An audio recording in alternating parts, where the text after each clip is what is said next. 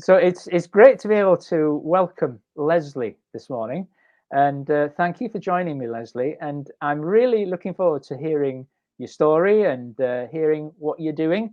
I'm not going to give anything away. I'm going to let you introduce yourself and explain to people where you're based, etc. So welcome, Lesley. And can you tell us a little bit about yourself? Do you Yes, mind? I certainly can. Thank you, Gwyn. So I'm Lesley Bartholomew, and I lead a church in Saundersfoot. I'm not actually Welsh, I'm English. I was born in Staffordshire, and we moved here with my husband's job Right. over 30 years ago. So Pembrokeshire's home for us. We've lived here longer than we've lived in Staffordshire. I've got 3 married children, all with family of their own. So that's basically me. Lovely, lovely. You may not have realised, but if you've been in Wales longer than you've been in Staffordshire, that actually makes you Welsh. It Okay? does. It Yeah. does. So, I wouldn't worry about that. I wouldn't worry about that. But yeah, thank you, thank you. Tell us a bit about the bridge. As far as the vision that you had. Why did you set up the Bridge Church? Okay, Um, well, we moved here, as I say, over 30 years ago. And after 6 months, about 9 of us began to meet together. And that became the church that it is today in Narberth, which is just near the Lanska line in West Wales. And it became a prominent church in West Wales. right. Sadly, our minister died, and we decided to become one church in 2 locations. And some of us already lived in Saundersfoot, and they earmarked me to do it. So this was 18 months ago. I'd already been producing a community magazine for Saundersfoot and got to know a lot of people, a lot of business owners. We bought a shop in the village as well. Right. And so I said, yes, we'll come to Saundersfoot, but I want to do something different. And so Brilliant. the bridge began 18 months ago. I'd always had on my heart those outside the church Mm, because I was from a non-Christian background, and I can still remember what life was like really without God. And I was just always conscious in our meetings, what about those on the outside of faith? Are we accessible? Um, and so coming to Saundersfoot, what we do is really quite different. mm, So the vision for the bridge is we have Hello Sunday. It's a magazine style Sunday. We start with breakfast, and Hello Sunday begins the moment somebody comes through the door. Um, as I say, it's a magazine style, and every Sunday it's a clear presentation of the good news of Jesus Christ. We find various ways to do that, whether it's video clips or people's life stories. There's always a short talk, but it's always accessible for the man on the street. brilliant, brilliant. See, one of the things that's come out. This is the very first time that we've spoken this morning, but I've obviously had a look at the website. One of the things that is clear on the website is that you have this heart for the community, heart for the person who doesn't know Jesus. Yes. And you say about Hello Sunday. Now, I'd like you to expand on that a little bit, because you say that it's a magazine style. What was Yes. that? Because I'm not familiar with that, and I'm not sure how many people are. So explain what that means. Okay, so we have sort of short, punchy sections to Hello Sunday. As I say, we start with breakfast. We're very welcoming, we're very inclusive, and we begin when someone walks through the door. We're very careful with our language. We've Mm, trained ourselves to use accessible language. I just think as Christians, sometimes we can fall into the trap. We all know what one another mean, but the man on the street hasn't got a clue. So I we've love had to it. train Yeah. ourselves to speak man on the street language, if you like. And then we'll have perhaps a song clip, one with a message. So there's a message right there, just in a song clip. We'll have somebody's real life story. We'll move to what we're doing in the village. We try to support other people, other groups in the village. In that way, we can make friends, we can become part of the fabric of the community. So we might share a little bit of news about that. We'll have the band will sing 3 songs, and we're careful which songs we use. Are the lyrics understandable for someone who's just walked in off the street? And then we'll have a short 10, 12, 13-minute talk. And it's always aimed at those on the outside of faith, but it does still include those on the inside of faith, if you like. And then Brilliant. we finish and we have coffee and we can chat. We always offer prayer. So it's sort of magazine style. We may have somebody else come and share maybe something else from their life. So it's just short, punchy, but it's always the message, the good news Brilliant. of Christ. So am I right to think the magazine style, that sort of term, is because of you turning over a magazine page and having... Yes. Yes. Okay, that's interesting, because it's the first time I've come across that term. Yeah, it is. I don't know how sort of... It's not a reflection on the world I live in, Christian world I live in, because, you know, I'm very sort of missional. I've got a heart for mission. So, and I've got a heart for people on the outside. But yeah, I'm interested to hear that one. Yes. One of the things that I noticed as well was you have this on your website, one-to-one contact. So if somebody expresses that they want to give their life to Jesus Christ, and that's something that we've enabled for them, we try to meet with them over a period of 6 weeks, just over coffee, just to get to know them and to help them through. So they go from decision to disciple, if you like. You know, we keep that contact, and we use the 6 leaflet. It's a leaflet that was produced by newcomers. It's a great leaflet. So just 6 weeks meeting them for coffee. And we always have an Alpha course running. And we've, in the last 18 months, we've run 3.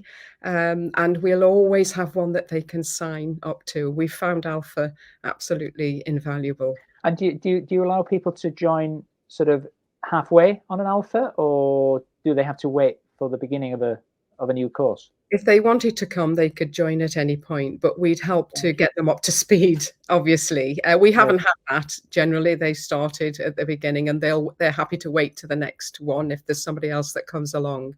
But as I say, this is new for us. We've only been doing it for 18 months, so it's all very exciting, and we're just running fast. You know, it's a journey, isn't it? We're all on a journey and we're learning as we're going along. We're learning to hear God, you know, more accurately as to, you know, the things that we're to be involved in. We're learning from the experiences. No matter what we do, you know, we're all on a journey, and like you say, it is exciting. You've obviously, you know, you as an individual now and as a church, you've obviously got this heart for the community, for outsiders, for bringing or taking the gospel to those who don't know Jesus, right? Yes. I want to ask you in a minute about what you're seeing, how you're seeing God working in that area. But before we take it outside of the bridge, tell us a little bit about how you're seeing God blessing you as a church family. You know, how is God moving amongst you to bless you, to build you up so that you're able to take the gospel to those outside? And then we'll talk about those on the outside that you're drawing in. Are you able to do that? Yes, yeah. We've recently put in connect groups, so we have midweek groups where people can meet in various homes. We've got 3 at the moment, and those are discipleship groups. And so there they can study a topic or something from the Bible. We try and keep it that we're taking everyone along with us. We're very aware that there are a number of us that are mature Christians. I remember, I think it was Julian Richards that said that we already know more than the disciples ever did. And so it's and that is true. So we have to sort of make room for those that don't know what we know, and to help them. And so our connect groups midweek, that's what we use those for. We also have a celebration once a month, which I would say it's still all about them and not us. However, in our celebration, we have we have a relevant word to build up Christians. It's still accessible. We still use accessible words, but you know, we put that on once a month. We also have a once a month Bible teaching in the local pub. for anybody who wants to take part in that. So we're always encouraging, even though it's about them and not us, we always encourage people to consider reading the Bible. There's always that encouragement to look into the Bible. What does the Bible say? Mm. Um, as I've said, we have the Connect groups, we have the once a month celebration, and we have the Bible study in the pub, which is on a Saturday morning. Brilliant. I'm going to ask you about this Bible study in the pub, because that stands out for me, because it's the church that I'm part of is a church plant in Cowbridge, and we when we launched for the first 12 months, we gathered on a Sunday in a pub. We're now using the town hall in Cowbridge. So that sort of stands out for me. Tell me about what happens in the pub on a Saturday morning. Well, basically, we've got something that's been set out now for the next 12 months, and it's all based on the Sermon on the Mount. Okay. And so it will be just an hour and a half. We've got a retired minister who's part of our leadership team who's going to be taking that. And they gather at 9 o'clock till 11 o'clock. But the first hour and a half will be looking at that topic. And people can ask questions, and then they'll have coffee and cake, I guess, after that. But the local pub where we're holding this, we do hold Hello Sunday there probably once a month as well. It's in the centre of the village. Not that our usual venue isn't a known venue, it is a community hub. But the pub in the centre had a terrible reputation, and a young couple came in to try and turn it around, and they welcomed us with open arms. And the locals have been very interested when we advertise that that's where we're going to be. It's created a lot of interest, but I think for us, I think what's at the very base of our hearts is, we can put on meetings, we can put on this, that, and the other, and we want locals to come to us, but we need to go to them. That's where we need to start. We need to go to them. We need to get to know people. I think sometimes church can become so busy that we don't have time for those on the outside. And I think COVID proved that to us, because COVID closed the church doors and suddenly we got to know our neighbours, and we made friends with our neighbours and those in the village. And I just think we need to continue doing that. We need to get into the fabric of the community. And what I've discovered in doing that is that I've started to be invited onto other community groups that are like main groups in the village. We're a tourist village, and what are we gonna do with the village? What are we gonna put on? And they want me to be part of that committee. They see the bridge as part of the community, because we've done our utmost to be part of the community. We looked at what are we lacking in the village? Well, we didn't have anything for young people or for babies. We put on a toddler group every Monday now, and we have a youth group. We put that on for the community and the surrounding area, of course. So I think people can see that we're wanting to serve the community, and that's really helped us. We're not just some exclusive group that meet separately, but we are part of the community and we care about it. I feel like a little bit of a Cheshire cat here, because I've got a big smile on my face, because it sort of resonates with my heart. One quote, is it Alan Scott, I think his name was, Scattered Servants. I don't know if you've read the book Scattered Servants. Alan Scott. He was a vineyard pastor in Northern Ireland, but now he's in Anaheim, California. But there was one standout quote in his book that really leapt out at me, and it was something along the lines of, God sometimes leads the lost into the church, but he always sends the found into the world. That's a very good quote. It's brilliant. It's brilliant. So in case anybody didn't catch that, I'll say it again.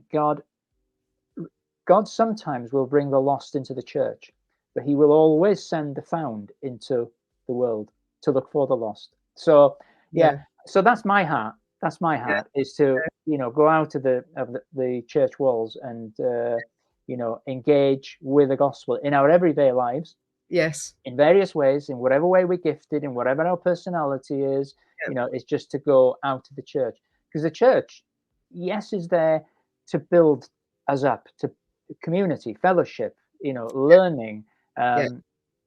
family, but it's also there to go out into the world. So Yes. lovely.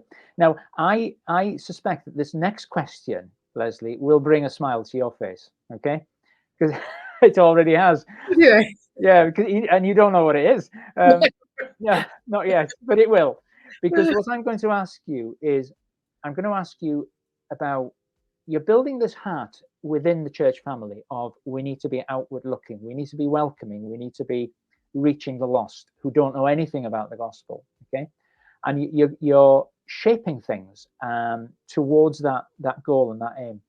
Tell me a little bit about the fruit that you're seeing as a result of that. What's happening? How is God using what you're doing, having that focus on the lost? How are you seeing God move and bringing and drawing people? And I appreciate it's only 18 months down the road. It is. It is. Okay. But what are the early sort of signs that you're seeing of just things starting to pop their head through? Is that okay? Yeah, that's fine. Yes. Um, the early part of our 18 months was really challenging mindsets of those that moved with us. There were 20 of us that moved to plant this church. And so the early part was really challenging mindsets, because this is what we've always done in church, and to get used to stop taking our eyes off ourselves and us and putting them outside. I love this. That was a challenge at the beginning. And so we were always encouraging people to make friends with their neighbors, go and make friends in the village. A lot of Christians, when we moved to Saundersfoot, they didn't have non-Christian friends, because you're so busy in church. You hadn't got a non-Christian friends. As I said, COVID did change that a little bit. So the first part was really hammering home, this is what we're doing. This is what we're doing. And so bit by bit, we've all got involved in the community. The fruit of that is myself and others are invited into other local groups. Yes. To affect change in the community. So we've got Christians in those groups. They've seen us, I think. They've got to know us. And so they are not thinking that we're just a church that meets in the corner of the village and we're very exclusive. They're not thinking that, because we're prepared to volunteer. We're prepared to get our hands dirty for the community. And so we've been invited into those groups. Every week, without fail, we pray, God, bring people unexpectedly. And he does. He has been faithful in answering that prayer. We've been amazed, the people who've walked through the doors. And when I look back, how often did anybody ever walk through a church door? But people coming in who have no faith, some who had a faith when they were perhaps children and they'd walked away from it, and a rediscovering Jesus Christ, and to watch their lives transform is just amazing. And it just makes it all worth it, because it is hard work and it is challenging. And some of the challenges come from your own people, because you're challenging mindsets. However, it makes it all worth it when you just see these people come in and see God transform their lives. We have the privilege of already baptizing 2. We've got another 2 on a waiting list for when the sea gets warm again, because they all want to be baptized in the sea. So yeah, we started with no families. Now we've got families with young children. So that's super exciting. It honestly now it's refreshing to listen to you sharing the heart that you have for the lost, and seeing how that's working out in practice with the Bridge, and then listening to that there is fruit coming, and there'll be more, because God is only sorry, go on. More, Lord. Yeah, we want more. We want more. We want to see. But he's giving you at the moment what you can cope with, what you can handle well. But God is a God of increase, and it's going to be wonderful to hear about more and more salvations, baptisms, and there's a joy in it, isn't there? There's a joy when you see, and when you meet somebody and you see God drawing them to faith in Him. There's a joy, isn't there? Oh, And there an is. excitement. Yes, it makes it all worth it. Makes all those hard times worth it. Yes, lovely, lovely. Now, I do know that you've touched on it a little bit. I do know that you bless the community in a number of ways. I know that your main focus is that you want to introduce Jesus to people who don't know Jesus in your community. Okay, so that's the main focus. But then, am I right to think you do practical things as well to bless the community? Yes. Is it food bank? Do you do food bank? And yes, we're a referral agency for Food Bank, for Pembrokeshire Food Bank. As I say, we run the toddler group, baby and toddler group every Monday, and we do the youth group now. That's every Tuesday night. We also volunteer in other groups that are putting things on. We make ourselves available to help them, and it means that we get to know people. So when you say you run toddler group and youth group, a church toddler group, church youth group, but is that the only one? Are they the only ones in Saundersfoot? They are the only ones, yes. Wow. So the youth group is actually with Pembrokeshire County Council. It's a Pembrokeshire County Council youth group, but we, as the Bridge, we employ a youth leader to run it. Their volunteers are from the Bridge and the community. That's what we wanted. So they're from the community as well. With regards to the toddler group, that is, we run it as the Bridge. It's not. We don't call it a church. No. Toddler group, we're just simply serving the community, but it's the Bridge that is putting it on. Brilliant, brilliant. Because just the presence of Christians running it, brings a different dynamic. Yes. And I don't know whether you do get the opportunity to present a Bible story or whatever. I don't know. But just, even if you don't, even the presence of Christians brings something special to a toddler group. It brings something, well, it's, whatever the leaders like, that's what sort of flows down from the top, isn't it? Yes. So, amazing. And how else would we meet young parents? Or how else would we do that? Because often our own young parents are busy with their children, or their children are older. How are we going to access these young people to get to, hopefully, that at some point they may come along to the Bridge? And the only way to do that is to actually put on a group for them. And so it's getting to know them. It's an opportunity to come alongside them, and all sorts of conversations happen, as you get to know them. Let me just ask you, as we we'll bring this to a close now, okay? But let me just ask you, imagine for a moment that there is someone who is completely unchurched listening to this and watching this now, okay, from your local area, completely unchurched. They don't know the first thing about Jesus, but yet they feel this draw that, I'd love to know more. What would be what would you say to that person who's listening now with regard to coming to church? What can they expect? How will you sort of welcome them? Is that okay? Yes. Well, first of all, they would be very much welcomed. We do actually have people who come along to Hello Sunday who say, I haven't got any faith. I don't know that I'm really interested in faith, but there's just something about Hello Sunday that I love and I'm just drawn to. And I think it's because we're inclusive, and that we're not pushy in any way. We're just ordinary people who love Jesus Christ, and we have a number of people who are part of Hello Sunday who are not Christians, but they feel they belong. And that's try and help people to feel they belong, regardless of whether they have faith or not. They belong with us. We're a family. Lovely.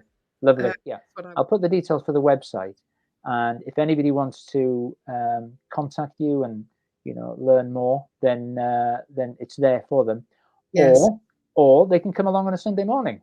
Yes. They don't have to go through the website. And just remind people of where you meet again. So we meet in the Regency Hall in Saundersfoot. It's the community hall. It's where the car park is, so you can't miss it. It's 10 o'clock. We start serving breakfast, and so it'd be lovely to see you. Brilliant, brilliant. Lesley, listen, thank you very much indeed for just taking the time to share your heart, really, because I feel that, you know, we've heard your heart. We've heard your heart. Thank you, Gwyn, for the opportunity. Is there anything you want to add before we finish? Or... No, I think I've said enough. I've done most of the talking, haven't I? Well, yeah, but that's the point of it.